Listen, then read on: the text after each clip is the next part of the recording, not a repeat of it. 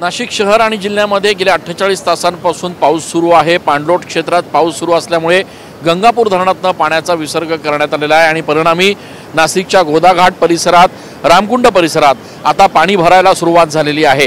पाण्याची पातळी जी आहे ती आता झपाट्याने या ठिकाणी वाढते आणि त्यामुळे प्रशासनाच्या वतीने गोदाघाट परिसरातल्या रहिवाशांना सतर्कतेचा इशारा दिला जातोय।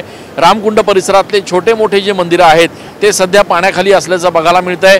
सिद्धपाताळेश्वर मंदिरामध्ये सध्या पाणी शिरलेलं आहे। देव मामलेदार यशवंत महाराजांचं जे मंदिर आहे त्या ठिकाणी देखील पाण्याची पातळी वाढलेली आहे। दुतोंड्या मारुती ज्या दुतोंड्या मारुतीच्या कुठपर्यंत पाणी लागलं यावरून एकूणच पूर परिस्थिती जी आहे तिचा अंदाज लावला जातो।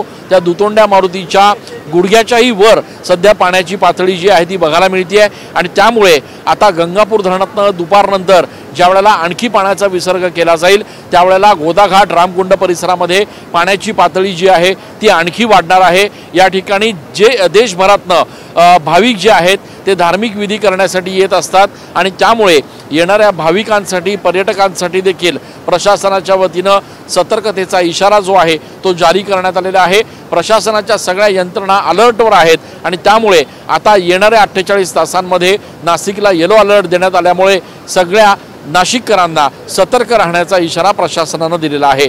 कॅमेरा पर्सन आकाश शेवलेसह मी चंदन पूजा अधिकारी TV9 मराठी।